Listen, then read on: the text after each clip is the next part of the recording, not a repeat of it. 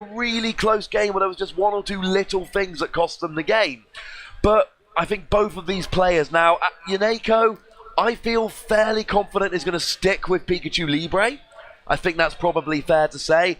AfroKami, can you remember what he was playing against X-Absoluted? He was playing Sceptile. Oh, that's an interesting matchup. Neither of those are particularly zony characters. No, but the thing is, Sceptile can put traps which could pressure Pikachu Libre into doing something that he wouldn't want to do. For instance, he could put down Leech Seed and those plants, those traps right there that could force Pikachu Libre to block. In recognizing that situation, AfroKami could go up to the player and grab him before those seeds pop up. He could, or maybe even, I agree with you entirely. It's going to be very difficult, and we do see the Sceptile coming down from AfroKami here. Yuneko, if he is playing Pikachu Libre, and given how proud he seemed to be of his shirt before the game, I think that's a fair assumption to make. He's going to have to run around those traps, and that can be very difficult when you really rely on running around the field. Yes, it's all down to the case where who's going to win field phase. Whoever wins field phase is going to have a massive advantage early in the game. Of course, that can carry on towards the rest of the round, or it could shift depending on how both players react. I do believe recently, when I was playing Pikachu Libre, and I personally played AfroKami myself as well, I think Libre does have the advantage, because when Sceptile tries to throw the Bullet Seed down, Libre can go for a Wild Charge and then take Sceptile as he's landing for a critical hit. Yes, that's a really good point. Using that attack triangle. And it's really funny because all day we're talking about these really complicated, we're talking about the hitboxes and the distance that you need to judge and these combos. But then at times it really just does come down to, I'm going to use a grab against your counter. Yes, indeed. So now we're actually going to get into this first game. And yeah, like I said before, it's going to be a case of who wins field phase first that will get the advantage early on, and hopefully with that, whoever wins the first phase can carry that momentum onto the second round of the first game. And we are off here, and already there's one of those traps. Sceptile's not able to knock Pikachu Libre into it, but he is coming quite forward. Pikachu Libre does get the switch into dual phase, and now Sceptile is really working on those combos, but he's only able to get the occasional hit. He's not getting the combos off yet. Yes, it's because Pikachu Libre is such a small character that she can evade most of Sceptile's attacks just by hitbox alone. I suppose when you're a smaller character, there's a smaller hitbox. And there we do see the grab from Sceptile. Apparently, he's bored of trying the combos. He's just going to go for that grab instead. And he gets the counter attack there and really going on the offensive, taking the early lead. Pikachu Libre needs to come out with something here. He's not done a lot of damage yet. Yes, it's going to be very hard against Afro.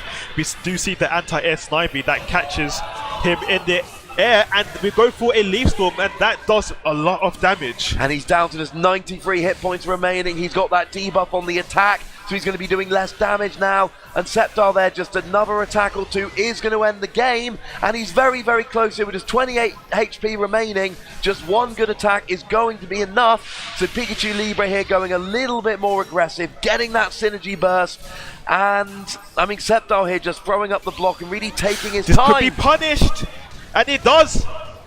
Right, so it's 10 seconds left. Time freezes when you use burst attacks. That could probably cut his HP down in half. So we see from 344 to down to 178. Sceptile might opt to burst. He might try and keep it. It depends on whether Libre does win the field phase, which she does. And that forces AfroKami to go for a burst just to get a little bit more HP and also to try and... He's got the grab! Yes, the grab was was excellent actually. And he wins it! He did, yeah. I was just saying, because if Libre won the field phase, that could pressure AfroKami to go for a burst just to recover some health and also get the advantage over Libre.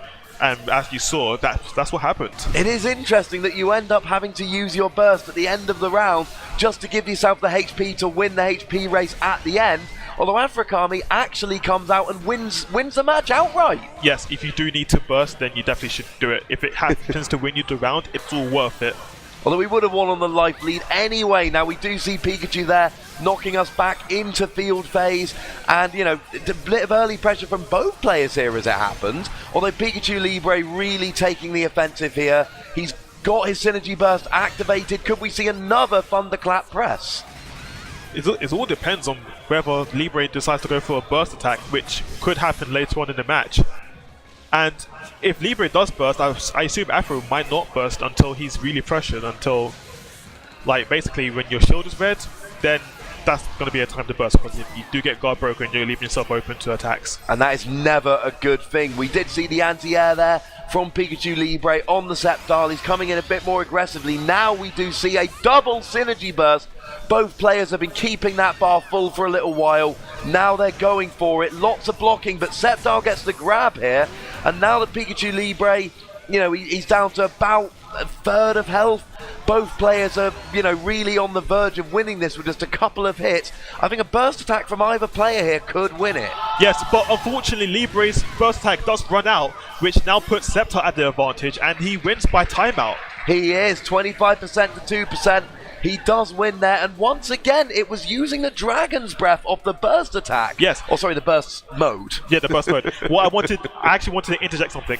When Libre used burst, when Sceptile used burst, he was pressured, but Libre used burst to counteract that. He wants to put him in. Like, Sceptile used burst as a get off me, but Libre was bursting to, no, stay there. This is where I want you. I love the different uses you can make of that synergy burst. It's not just, hey, my bar's full, let's use it. There are so many different things you can do. Yes, and now we see that Libre does go for you know, she connects from a dive kick into a nice combo, which ends in a Pokemon move, which is Discharge, and any Pokemon move that you use to change phase from Libre will enhance you. If you do it again, you get an attack up. This also works for grabs, as we just saw right there. And that is always a good thing to be doing. Sceptile coming in there, doing a little bit of damage, getting some simple combos off, nothing too much. Knocks us back into field phase here. He's dropping those traps again. We're back into dual phase. No big combos here, but he is still in the lead. Yes, now we see that AfroKami tried to go for a sniper call out, but that got broken after Libre used burst. So now Libre is in a good position. He might catch him when he jump. No, okay. I was going to say he might catch him as he lands, but Sceptile does block in time, which now means that, you know, if Sceptile can get the burst quickly before his health reduces, he can actually take advantage of that and hopefully overpower Libre. Oh, but we see the Emolga coming out, decreasing the speed. Sceptile's down to 5 HP. It looks like Pikachu Libre is going to be able to take this as time runs out. But actually, both players now just one good hit away from winning, and Pikachu wins it. Yes, Pikachu wins it by using the Pokemon move Spark, which is like aerial counter attack. I think Afro was hoping that he could possibly live a few more seconds to get burst, because he would have definitely used it. And we're straight back in here into the second game, and now Sceptile gets a grab very nicely. He doesn't like being down one game, especially when he's one set up, but Pikachu's just knocking us straight back into dual phase, and just, you know, just keeps Sceptile there, and now he gets the anti-air, finishing off with the Electro Web. Yes, a very nice double team cancel combo. There's a small tidbit, but if you what we call is just frames. If Pikachu Libre has a just frame, the blue spark, the blue backhand that happens, it puts you to the wall, which can lead into a much nicer and stronger combo. And this is why we've got you here today, Solomon. You've got those ridiculously technical things which help us understand the game better, and we love you for it. Now, Sceptile here goes into his Synergy Burst, and he's very low on health. Pikachu Libre still very much in the lead. 4 HP remaining from Mega Sceptile, and now Pikachu Libre gets his burst attack off. And here it really is looking like it's Pikachu Libre's game to lose, and now he's going to try and even it up at 1 set each. But of course, Snivy get the anti-air beautifully timed. Yes, that was a very nice anti-air. And now Libre is pretty much, her burst will run out, but the thing is, AfroKami is trying to go for everything right now, going for grabs. He's low on health. He's trying to think, okay, I need to go in now and see if I can, you know, get... Oh, no! Oh my gosh! Wait. He's won. He won. Okay, so basically Libre was trying to evade Sceptile for the last few seconds, and the call out from AfroKami goes for a Leaf Storm, which puts him in the lead just before. And if you grab, the time goes to 0.01, because basically time freezes when you grab, and that was pretty much what he needed. He had 1.23% of HP remaining and 1 on the life lead, which I think might be the first time I've seen that. Now Pikachu Libre gets the Electro Web. Sceptile's got his speed lowered for the time being. And really now Pikachu Libre is trying to come back. We're at 1 game each now. So we actually got match point from Sceptile, but Pikachu Libre wants to reset it at just 1 set each. Yes, indeed. So now we see that Libre has got full synergy. Sceptile hasn't. I do believe that Sceptile is going to try and go for a Giga Drain, maybe to take synergy away from the Libre. As you see, he's trying to go for lead seed right there, but he can cancel it as well if he needs to. Didn't quite have the spacing for Giga Drain, but you're right, he absolutely went for it there. Good plan, didn't quite work out, but now he's going in with his counter attacks, punished by the spark from Pikachu Libre, and now Snivy comes out because when Pikachu Libre is jumping around, that's when you get the Snivy and then into the Leaf Storm. Oh, that was a very nice. Oh, I see that AfroKami didn't fully commit to his homing, which means he couldn't win the field phase, but he does get it now. They're now both burst modes. It's now 8 seconds left, and he does get a nice hit, which does he's gonna convert get it into the Forest Flash. He's going to get the Forest Flash, even if this doesn't do quite enough to get the KO, Well, and it might, he's still going to be so close to winning at the end. He does have the life lead. All that Sceptile needs to do is just run away. Yeah, just run in a circle for about 4 seconds. Oh, that was cheeky. I saw him. He went in, but he went out again because he knew he had life lead. So he just put a wall up of seeds from the ground. And we've got people backstage here so excited by that. They're actually clapping. That was so well done. And now we've got 7 people in the top 8. Yes, that was some very interesting. I mean, that last move we had that